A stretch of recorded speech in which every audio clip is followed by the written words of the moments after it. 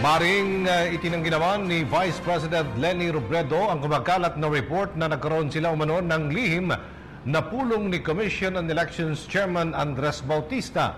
At dahil sa Vice Presidente, nagkataon lamang na pareha sila ng dinaluhang dinner party ni Bautista. Iginit naman ni Bautista, wala siya nakikitang masama kung magkausap man sila ni Robredo, lalo na tapos naman ang eleksyon. Nagbabalik si Jervis Manahan sa detalye. Kumalat ang videong ito sa social media na nagpapakita kay Vice President Leni Robredo sa isang condominium unit sa Makati City. Ayon sa nag-upload ng video, ito umano ang lihim na pulong ni Robredo kasama si Commission on Elections Chairman Andres Bautista.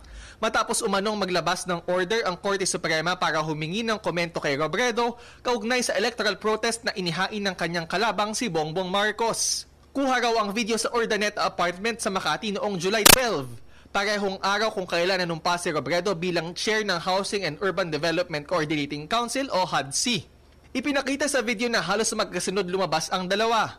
Kaya naman maraming kritiko ang nagtaas ng kilay dahil sa posible raw na dayaan.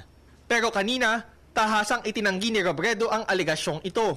Paglilinaw niya, dumalo siya sa isang dinner party na dinaluhan din ni Bautista at ng iba pang bisita gaya ni na US Ambassador Philip Goldberg at Ombudsman Conchita Carpio Morales. Walang gano'n na secret meeting. Nag-attend ako ng isang dinner party.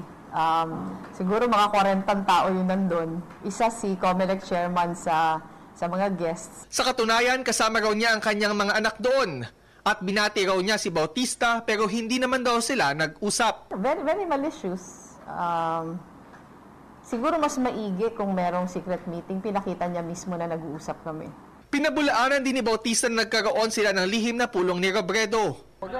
Saka nga the way it was done, na as if nga merong parang we were plotting something, which is definitely untrue. As I said, during that night, I only said one sentence to the Vice President. And there were a lot of people there, so they will be able to validate what happened.